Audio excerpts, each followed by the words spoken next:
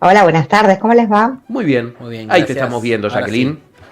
Bueno, queríamos saber sobre esta tendencia que no es solamente de Argentina, sino de gran parte del mundo, de estos jóvenes que pasan, que evitan el contacto social, que pasan largas horas en sus habitaciones, en su cama. Bueno, ¿qué nos podrías decir? ¿Qué reflexiones te merece esto? Cada época inventa los nombres, ¿no? Para nombrar sus propios síntomas. Yo te escuchaba reírte de lo de personas ratas, que es muy nuevo para todos nosotros, pero creo que tiene que ver con esto, ¿no? Cada época necesita nombrar aquello que desentona, aquello que es distinto, y que nosotros, desde el psicoanálisis, lo vemos como algo sintomatológico, ¿no? Lo primero que quiero decir, Sí. porque intuyo que puede haber padres escuchando, es que estos no son patologías siempre, que no tiene que ver con una depresión, muchas veces tiene que ver con un síntoma. Se refiere a estos jóvenes que se encierran, que viven aislados, hiperconectados, pero a través de pantallas, con lo cual se desconectan bastante del mundo exterior. El Sí. centennial promedio. ¿Cómo? El centennial promedio, digo, yo pienso en mi hermanito que es nativo digital y es prácticamente un niño rata entonces en este contexto. Bueno, vamos a establecer una diferencia, ¿no? Porque Bien. cuando nos referimos a este tipo de personalidades, no hablamos de que pasan mucho tiempo conectados, sino de que además pasan mucho tiempo encerrados, ¿sí? Desde el encierro aparece la hiperconectividad, que no es lo mismo que quizás un niño centennial, como vos decís, que no presenta este síntoma, sino que, bueno, si hay que salir a la plaza a jugar, vamos a la plaza a jugar, Claro. y cuando volvemos agarramos el celu y ahí están los padres como tratando de restringir o lo que fuera, pero es distinto cuando hablamos de un joven, quizás no de un niño, sino de un joven que pasa todo el día encerrado, hiperconectado. Ujú. Y yo decía, esto es un síntoma, Sí. porque a veces está bien pensarlo como una respuesta subjetiva a algo. Cuando alguien se retira del mundo, hay que escuchar qué es lo que está intentando resolver con ese retiro.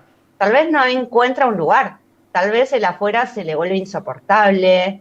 Eh, el síntoma no necesariamente es un error, sino que significa algo. El síntoma tiene sentido.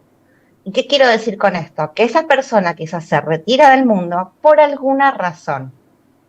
Lo paradójico es que estos jóvenes están hiperconectados pero no implicados. No interactúan, juegan Ujú. en red, consumen, pero todo es mediante una pantalla, ¿verdad? Y esto de alguna manera evita frustraciones, evita el contacto con la mirada del otro.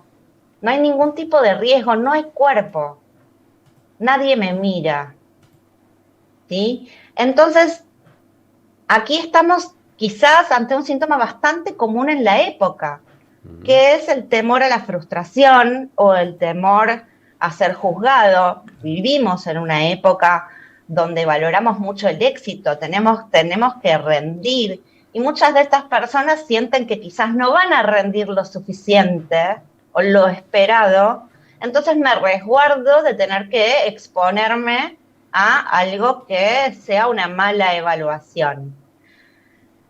Lacan planteaba que el sujeto se constituye en relación con el otro, pero si ese otro aparece como excesivo, como invasivo o incluso como abandónico, como indiferente, el sujeto tiende a retirarse como defensa. Por eso me parece que es importante esto que les decía antes.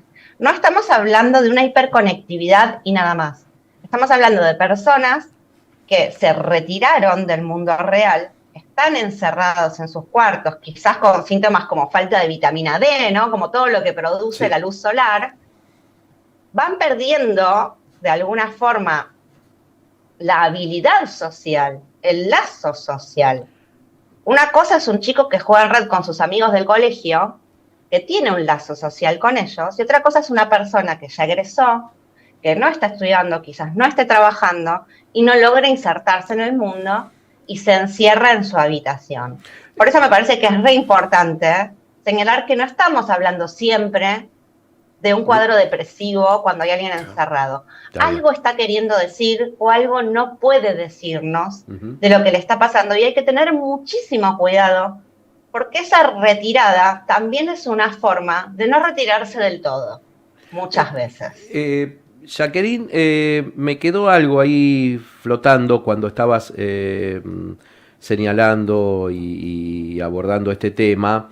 Esto de que, bueno, el no salir, ¿no? El encerrarse, el permanecer encerrado, bueno, no se expone o no sale al mundo, digamos, porque, bueno, quizás el mundo le pueda responder con frustraciones, ¿no? Con contrariedades, con imposibilidades, ¿no? Digo, esto de no salir lo expone a, bueno, a una actitud bastante pasiva y bastante inmóvil, digamos, ante el mundo, ante las cosas que, digamos, el no ser, ¿no? Sí, absolutamente.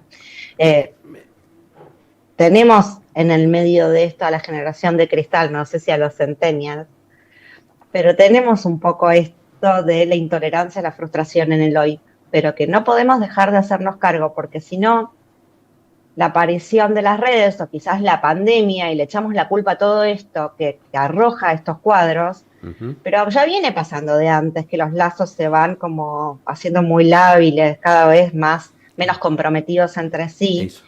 Y donde en realidad aparecen estos padres ya hace bastante, ¿no? Que intentan sobreproteger, que de alguna manera evitan la frustración a como dé lugar, ¿no? Yo recuerdo una película que no me gustó para nada a mí, en lo personal, pero La vida es bella, ¿no? En pleno holocausto, un padre fingiendo demencia, como dicen los jóvenes ahora, como haciendo todo un juego alegre de algo que era súper trágico y que no estaría mal que el chico de alguna manera atraviese ese momento histórico como algo triste, como algo, esto que nos pasó en la pandemia a todos, la incertidumbre, ¿no? Es lo que se cuestionó a la película, otro ejemplo ¿no? más cercano. Es lo que se cuestionó de la película, es la pandemia. ¿Se acuerdan que había padres armando escenarios de gimnasia y de juegos y de cosas y todos los padres se habían convertido en payasos para entretener a los chicos? En un momento que no sabíamos si íbamos a volver a trabajar, si nos íbamos a morir de hambre, si íbamos a morir encerrados en nuestra casa, si íbamos a volver a ver a nuestros padres.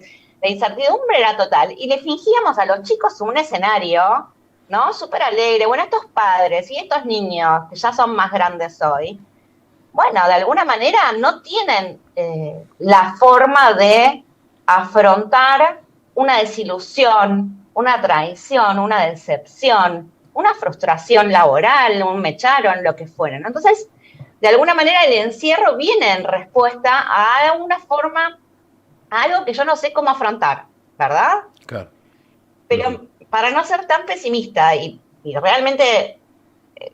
Yo no sé de estadísticas, chicos, pero digo, en el consultorio lo veo permanentemente, ¿no? Estos cuadros como de una apatía crónica parecen, que no es eso, sino que hay algo ahí que yo no puedo enfrentar, que yo no puedo decir. Y lo que más se ve son consultas de padres por esto, desesperados, porque angustia tener a tu hijo encerrado, porque lo primero que vos pensás es que tiene un cuadro depresivo, o que eso es grave. Y entonces aparece la exigencia de los padres para que salgan. Sí. Y Heidegger, un filósofo, ¿no? Decía que somos arrojados al mundo. Bueno, ese arrojamiento se puede vivir con muchísima violencia. Si yo ya fui decepcionado por este mundo en el que vivimos y vos me querés volver a arrojar, me voy a resistir y nada de esto va a funcionar. Entonces, lo que intento decirles es que a veces con estas personas lo que tenemos que hacer es aprender a escuchar y a no decir tanto.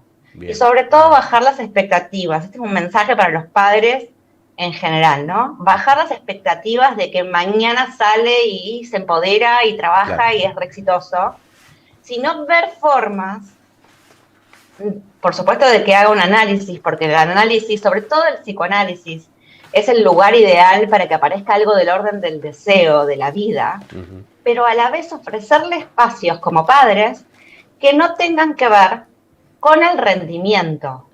Está bien. Y un ejemplo es una serie compartida de a 2, de a 3, de a 4 de los que seamos, donde nosotros vamos a compartir lo que está pasando ahí y podemos dialogar sobre eso y no hay algo que vos hagas bien o mal, ¿no? Esta cosita tan chiquitita que a veces en las familias desaparece porque pretenden del joven cierta autonomía que ya no tiene.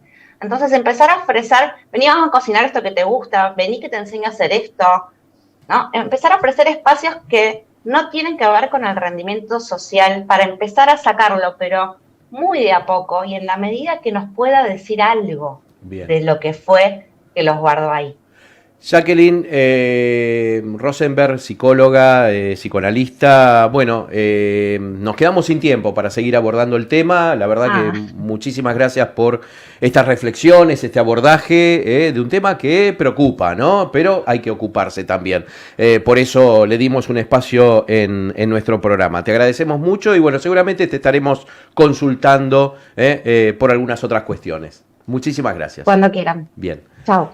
Adiós.